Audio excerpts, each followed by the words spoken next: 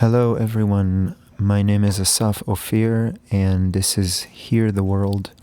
It basically came from an idea that I had. I've always really enjoyed talking to people from different backgrounds and hearing their point of view. And during this pandemic, it occurred to me that we are all going through the same thing. We're going through it together in a lot of ways. So basically, the idea behind this project is to get in touch with people who are from different faiths, different cultures, different religions, different parts of the world, and kind of get their point of view on what's going on, to hear about what they're going through, to hear about any insights that they might have. And I've done my best to find people who play roles as priests, as rabbis, as religious leaders, as teachers, and I've had help from a lot of friends. So I hope we find some nice, interesting insights and some nice, interesting people, and I hope you guys enjoy listening. Please do bear in mind that a lot of these interviews were recorded a good couple of weeks before they were posted, and the virus moves fast. That means that what these people might be talking about isn't necessarily what's going on right now, it's what they were going through at the time of the interview. The first person that I'm going to be speaking with, he's a Catholic priest. His name is Father Emanuele, and he's from Sicily. So he's actually living in Sicily, in Italy, and he actually doesn't speak much English. And so we agreed to work through a translation, and I have a good friend named Maria Falauto, who has been so generous and helpful, and she helped me interview him, and she helped me do the translation. So I'm actually going to start off by introducing Maria. Hi, Maria. Hi, Asaf. How are you doing? I'm good. How are you? Good. So I'd love to ask you if you are open to telling us a little bit, because you're from Sicily, if you are open to telling us a little bit about how your family's doing. Do you know a little bit about what's going on there right now? Okay. I mean, let's see, what can I say? Well, the situation in Sicily is pretty dire in a way because they don't have the structures that they have in northern Italy. And the structures in northern Italy in the hospitals has already collapsed. So people are living in fear. They're all quarantined, of course. They can only go out to buy food or to go to work. They have to have a certification with them that they need to present to the police if they stop them. And people are worried because there's just not the kind of structure that is up north. So they're all living in fear, and they're just hoping and praying that this will pass, I guess. Thank you for sharing. And also, I wonder if you'd like to tell us just how you know Father Emanuele. Yeah, I met Father Emanuele when I was 17. He came into town at the time, and he was a very young priest. And I started going to his church. He became very popular very, very quickly because of his personality. He's very open, and he loved young people and loved to get them involved. He's a super humble priest, very wonderful human being. He lives in a very humble way. So in fact, he doesn't have a computer or a cell phone or a car, and really tries to live, just like he said, following Jesus's footsteps. And I think he's just an amazing human being. Beautiful. Thank you. So basically, I'm going to be asking the questions, and you've done an amazing job translating everything, and it'll be wonderful if you can read the translation. Okay? Yes, sir. Very cool. Oh, wow, you called me sir. This is a huge problem. I don't know if I can handle this. Okay, well, anyway, I might edit that out. Anyway, okay, so we're going to be hearing just a little bit of Father Emanuele speaking, and then I will kind of bring down the volume on that, and we'll hear Maria translating what he's saying. I'll still be asking the questions in between. So I guess you can pretty much just start. So, Father Emanuele, can you tell us a little bit about the role that you play in your community? Sono un prete della Chiesa Cattolica. I'm a priest from the Catholic Church, and since I was little, I felt the need to go beyond. Not in a powerful and pulling way, but nonetheless towards something much bigger. So even in the way I was living or searching, I rejoiced in everything. I was happy about everything. I was doing well with friendships and in school. And then what happened was that while I was talking to friends, we thought about entering the seminary, a place where after a while someone may get the calling to become a priest. Maria, can you tell us just briefly, for anyone who might not know, what is a seminary? Sure. A seminary is basically an educational institution. It's a college that educates students in scripture and theology to generally prepare them for ordination to serve as clergy, to be priests, ministers, or rabbis. So, shall I go on with the next one? Yes, please. Okay. At the seminary, I entered very young, but I experienced a big change. And as I kept moving forward with prayer and studies, I felt that this was my path. I felt the needs of everybody, but in the depth of my soul, I had an intuition. It was not a certainty like an object that you can physically grab, but more like a light that was enlightening me and was pulling me further and further away. What I think enlightened me was Jesus' words, "Man should not live by bread alone." Meaning, we can't just be content with food, play, or merely living. We need something bigger. This has sustained me in the moments when I had to make some choices or had to confirm or deepen those choices. And so, by following this inner calling, I realized that being a priest would open me up to things that are eternal, infinite, or relationships like the ones that Jesus had with people. Like when he said, "Love one another the way I loved you," or "Nobody has a greater love than the one who gives his life for others." These words have always inspired me, and they made my soul fly. Inside of me, they created a space like the sky, and so I became a priest. Thank you. Thanks for sharing that story. So I wonder if you were to meet someone who had never heard of Catholic Christianity and they had no idea what it was, and you had to choose 3 words that describe it to help them understand what it is, what 3 words would you choose? I would use the following 3 words to describe the way that my life has been characterized in the realm of the Catholic Church: the Trinity, the Bible, and the Eucharist. The Trinity is like 3 lights that illuminate us.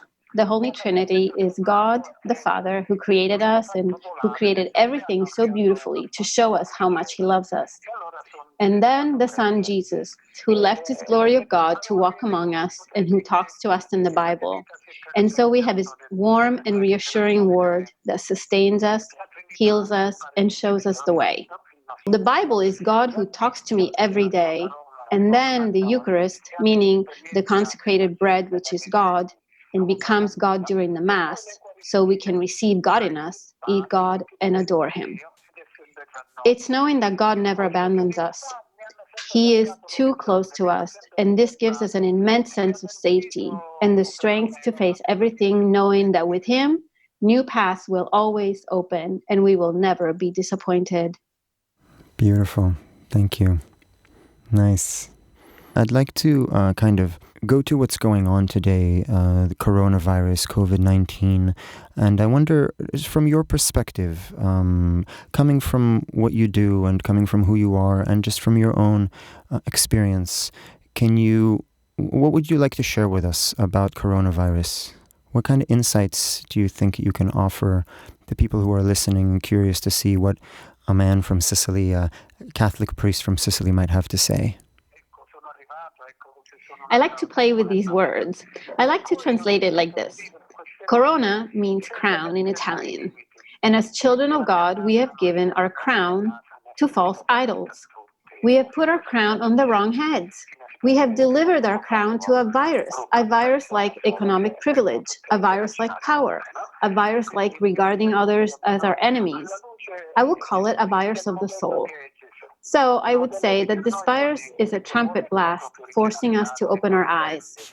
The same way that the virus cannot be seen, we also, without even noticing, fooled by advertisements, flooded by mass media news, have foolishly given our crown to that which does not deserve our crown. So I would say that this virus is an invitation to be vigilant, to open our eyes. Your crown, meaning your dignity as a child of God, cannot be given to money, to appearances, to possessions, to power, to false teachers who are only trying to manipulate you. You need to wear your crown and live as a prince, as a king, or a princess, or a queen, because you are a king or a queen as a child of God. But king of what? King of truth, king of service to others. So what's the real dignity and real royalty of mankind? It is expressed by loving according to the mystery of the cross. That's why the cross will never fail, because love will never end. There's a beautiful old saying that says, Stat crux dum volvitur orbis. In Latin, it means the cross is steady while the world is turning. It means that the cross is always there in the center of the universe and everything else changes. Only love is the keystone, the foundation of all that is created, the creation, the universe. So in this light, I realize who I am. I understand, or at least I perceive, I receive a bit of light on who others are, on the kind of society we need to build, and that's beautiful. So I would say that even though the coronavirus is causing great suffering and is a terrible illness, it is an invitation for everyone to think, where were we running? What types of society were we building? This person is my enemy, that one is distant, the other one doesn't interest me. This virus that is breaking all barriers is telling us, but look, that is your brother. And indeed, there is a tremendous push to join one another and collaborate. So even if it's an awful situation and very difficult to manage, it is inviting us to join forces to overcome it. But be careful. It is just a warning from a virus that has no color, no smell, no taste, that is showing us what has made us more selfish, more slaves of useless things, and what made us treat others like enemies instead of like brothers. So from this point of view, damned virus for all the suffering, but blessed virus because it's a trumpet blast, an invitation to open our eyes. Because if we continue down the road we're going to end up in trouble. I would sum it all up with the attitude of Mary, the mother of Jesus, who said without pride, "Here I am. I want to live like this. Here I am. I want to welcome God in my life. Here I am. I want to be a servant of the Lord and of my brothers." In Mary, we have the highest exemplary model of a human being.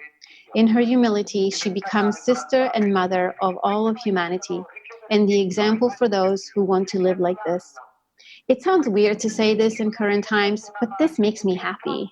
It makes me realize that I'm just at the beginning of taking the first steps.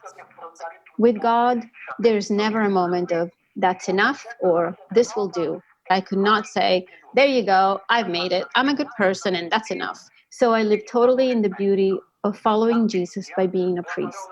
So I go forth and start every day living with the light of the Holy Trinity, of the Bible that speaks daily to our hearts, and of the Eucharist, that is God who is with us and nourishes us.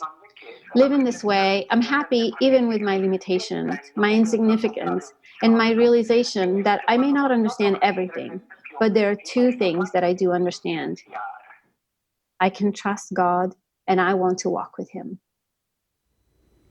That's a wonderful concept to walk away with, to trust, and that's a wonderful concept to walk away with. Thank you. Father Emanuele, thank you so much. And I want to say, Maria, thank you so much. You've been amazing. Thank you very much for getting me involved in this. It's my pleasure. You've been an inspiration. So have you. Great. All right. I'm going to stop the recording. Cool. And to everyone who's listening, I hope you enjoyed. We're going to finish off with a little bit of music. This is an original piece by a wonderful Italian violinist named Marco Ghezzo, and along with him is Carlo Massarelli on the accordion. It's called Tarantella sin Fronteras, and I hope you enjoy it.